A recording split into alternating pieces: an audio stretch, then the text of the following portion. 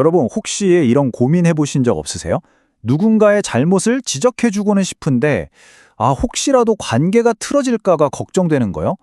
오늘은요, 2000년도 더 전에 한 리더가 심각하게 분열된 공동체에 보냈던 편지 한 통에서 그 해답의 실마리를 한번 찾아보려고 합니다. 고린도전서 4장을 통해서 리더십의 진짜 본질이 뭔지 함께 파헤쳐 보겠습니다. 이게 사실 우리 모두의 고민이잖아요. 회사에서 팀원에게 피드백을 줘야 할 때, 또 집에서 아이를 훈육할 때, 아니면 가까운 친구에게 조언을 해줄 때, 어떻게 해야 상대방 마음에 상처는 안 주면서 내 진심을 온전히 전할 수 있을까요? 놀랍게도 오늘 우리가 살펴볼 이 고대의 지혜는요, 바로 이 섬세하고도 어려운 문제에 대해서 정말 강력한 통찰해 줍니다. 자, 이 이야기를 제대로 이해하려면 먼저 그 배경부터 좀 살펴봐야 해요. 바로 고린도라는 도시인데요. 당시 고린도는 뭐랄까 최고의 무역항이자 문화의 중심지, 정말 화려하고 잘 나가는 도시였어요. 그런데 그 화려한 겉모습 속을 들여다보면 심각한 문제가 있었죠. 사람들이 나는 바울파, 아니야 나는 아볼로파 하면서 팔을 나눠서 엄청나게 싸우고 있었던 거예요. 교만과 분열이 아주 극에 달했던 거죠. 바울은 바로 이 폭풍의 한가운데로 편지를 던져야만 했습니다. 바울이 이 편지 앞부분에서는 진짜 가차없이 쓸소리를 하거든요. 그들의 문제를 아주 날카롭게 지적합니다. 그런데 바로 오늘 우리가 살펴볼 부분에 와서는 갑자기 톤을 싹 바꾸는 거예요. 자신이 왜 그런 비판을 했는지 그 진짜 속마음을 설명하기 시작하죠. 이게 바로 14절에서 16절의 핵심입니다. 바로 이 지점에서 바울이 당시 리더십에 대한 상식을 완전히 뒤집어 버립니다. 그의 첫 번째 핵심 주장은 이거예요. 내 목표는 당신들에게 망신을 주고 수치심을 느끼게 하려는 게 아니다. 그게 아니라 마치 사랑하는 부모가 길 잃은 자녀의 손을 꼭 잡아주듯이 여러분을 바른 길로 이끌려내는 거다. 이 말이죠. 와, 이거 한번 보세요. 이 차이가 정말 극명하지 않나요? 당시 그리스 로마 문화에서는요, 사람들 앞에서 공개적으로 망신을 줘서 행동을 교정하는 게 아주 일반적인, 그냥 스탠다드한 교육 방식이었어요. 근데 바울은 의도적으로 그 방법을 거부하는 겁니다. 그리고 전혀 다른, 철저하게 관계에 기반을 둔 접근법을 선택하는 거죠. 그래서 바울이 이렇게 확실하게 못을 박는 겁니다. 내가 너희를 부끄럽게 하려고 이걸 쓰는 게 아니다. 자신의 목적은 수치심을 주는 게 절대 아니라는 걸 분명히 하고요. 동시에 고린도 교인들과 자신의 관계가 바로 부모와 자녀 같은 관계라는 걸 다시 한번 확인시켜주는 거죠. 아니, 근데 왜 갑자기 이렇게 사랑하는 자녀 이야기를 하는 걸까요? 무슨 자격으로? 이렇게 생각할 수도 있잖아요. 그래서 바울이 이제 자신이 고린도 교회와 맺고 있는 관계가 얼마나 특별하고 유일한 것인지를 설명하기 시작합니다. 여기서 스승이라고 번역된 헬라어 단어가 좀 재밌어요. 파이다고고스라고 하는데요. 이게 그냥 지식만 가르치는 선생님이 아니에요.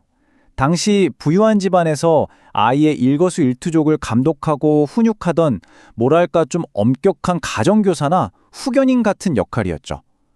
고린도 교회에는 이런 스승 역할을 하는 사람들이 아주 많았습니다. 그런데 바울은 이 수많은 스승들과 아버지를 아주 선명하게 대조합니다. 헬라어로 파테르라고 하는 이 아버지는요, 차원이 다른 존재죠. 이건 역할의 문제가 아니에요. 나를 존재하게 한 사람, 내 생명의 근원이 되는 아주 근본적이고 유일한 관계를 말하는 겁니다. 그래서 핵심은 바로 이겁니다. 바울의 권위는 명함에 박힌 직함이나 지위에서 나오는 게 아니었던 거예요. 내가 복음으로 당신들을 낳았다는 이 생명을 준 관계, 바로 거기서 그의 진짜 권위가 나왔던 거죠. 그는 수많은 교사들 중 한 명이 아니라 그들의 영적인 아버지였던 겁니다. 자, 이제 아마 이 구절에서 제일 논란이 많고 또 오해하기 쉬운 부분으로 넘어갑니다. 바로 나를 본받는 자가 되라는 이 말인데요.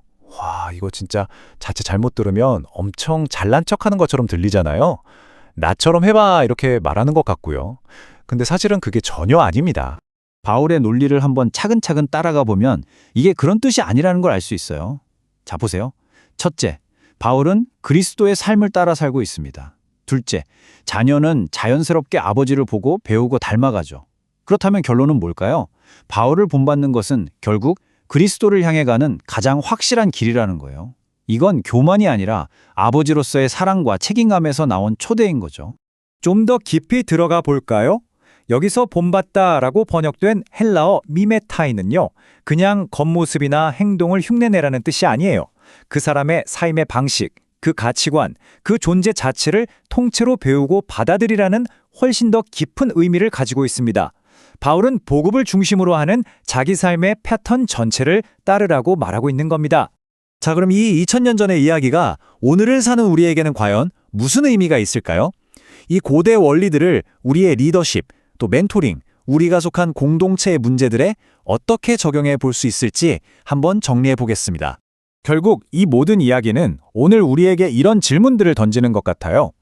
나의 진짜 권위는 어디서 나오는가? 내가 가진 직책인가? 아니면 내가 맺고 있는 깊은 관계인가? 진짜 변화는 엄격한 규칙으로 만들어지는가? 아니면 삶으로 보여주는 본을 통해 일어나는가? 그리고 무엇보다 누군가를 바로잡아 주려고 할 때 내 마음의 시작점은 사랑인가? 아니면 상대를 부끄럽게 만들려는 마음인가? 우리 삶 자체가 누군가에게 좋은 본보기가 되고 있는가?